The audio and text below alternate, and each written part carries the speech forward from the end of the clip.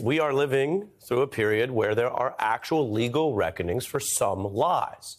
Trump recently losing his own defamation trial, the jury finding he lied about accuser E. Jean Carroll, also finding him liable for sexual abuse.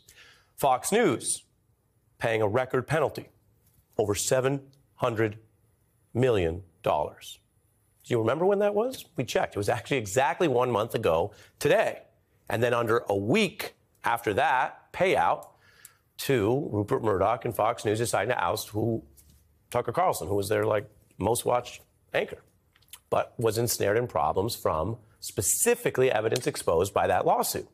And Carlson had proved an unappetizing leader for Fox at a very time where it needed to somehow separate from some of the costly lies tied to 2020. So that was the Dominion case. It's over. But that doesn't mean the pressure on Fox in court is over. Some of its anchors have actually been approaching right-wing conspiracy theories a little different lately, which is striking because it all can give context to what happens when there are basic lines drawn, sanctions or punishments for at least a certain level of deliberate lying. So we can't read minds or guess motives. No one can. But Fox, I will say, on their part, they insist they are not changing any of their programming right now based on these cases, both past and pending. But there is a Fox defendant in more than one defamation case, Maria Bartiromo, who has been lately taking a more adversarial approach to questioning people who are pushing allegations without evidence. Where is that informant today? Where are these whistleblowers? Well, unfortunately, we can't track down the informant. We're hopeful that the informant is still there. The whistleblower knows the informant. The whistleblower is very credible. Did you just say that the whistleblower or the informant is now missing? Well, we're hopeful that we can find the informant. Now, remember, these informants are kind of in the spy business. So they don't make a habit of being seen a lot or being high profile or anything like that. So there you have it. Bartiromo seemingly skeptically asking that Republican congressman for the evidence. Where's the witness? And if the informant is missing, that might raise the question that a missing informant, well, might not be that credible. Now, Bartiromo, as well as Jean Pirro, are still on the air. But Fox has seen this legal problem, and they have, in many ways, tried to change some things. For example, they got this legal threat from the new case I want to tell you about, Smartmatic Voting Company. And they started running these certain types of corrections on specifically the shows of some of those people I mentioned, those defendants. Lou Dobbs' show.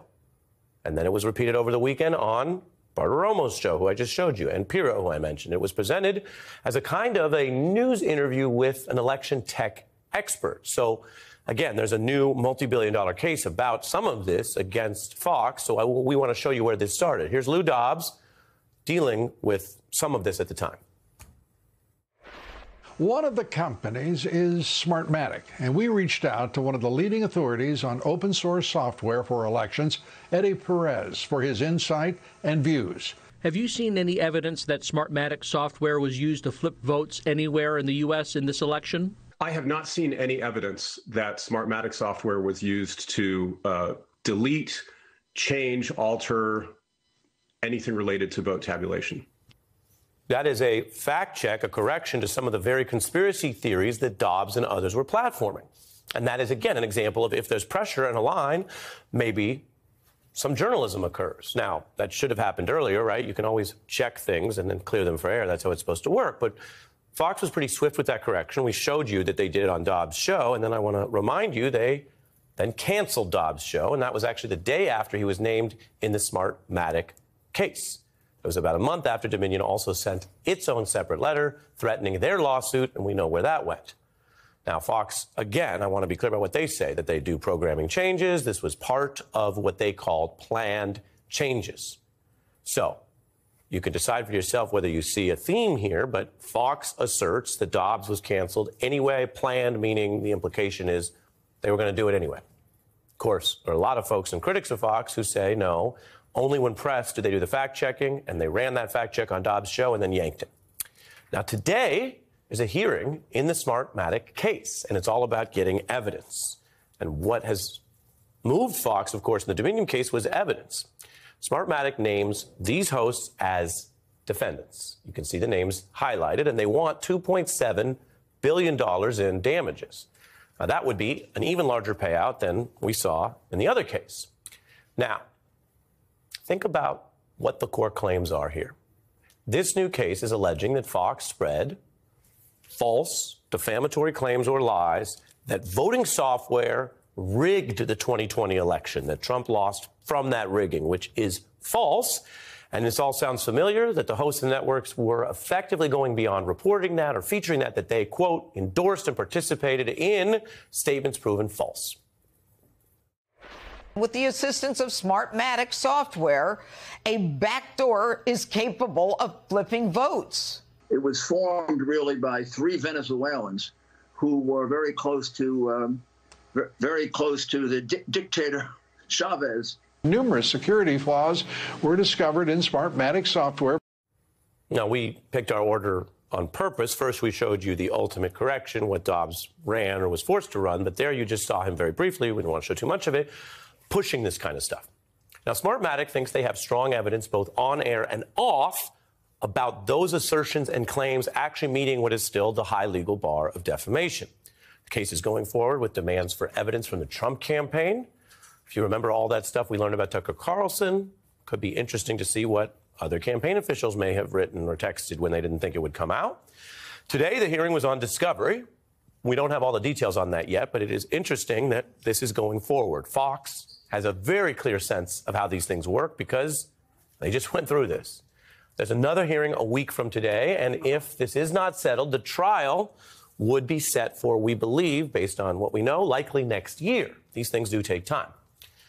But we also know what Fox did when it was facing down tough evidence recently on the very related claims against just a different company, Murdoch, settling that last case rather than taking the stand. And he personally made the call, it was reported, to fire Tucker Carlson within the week after the settlement. And all of that shows how, at Fox's empire, the Murdoch team tries to insulate the top, Mr. Murdoch, first and last and always. We can't help but notice it is a playbook right out of the fictional HBO hit Succession. No! I can't have this now! He's right. Who will they want to testify? Well, they'll want Dad. Okay, now, but we won't accept that. Protect the egg chamber. No, they'll want Dad. They'll want numero uno. And when you say you can't accept that, it depends what you think you mean. If you think you're in control, like you are of your company or your airwaves, this is the rare time where Mr. Murdoch found that saying no or what he wouldn't accept wasn't going to work. When you have a legal obligation, then you can try, you can file motions, but he was going to have to testify along with a lot of other people. The other way that you could decide not to accept that is to surrender the whole thing. We know that at the last hours, at the very last minute, with the jury seated and picked, last time they blinked and they paid out the largest record for any media settlement of defamation ever.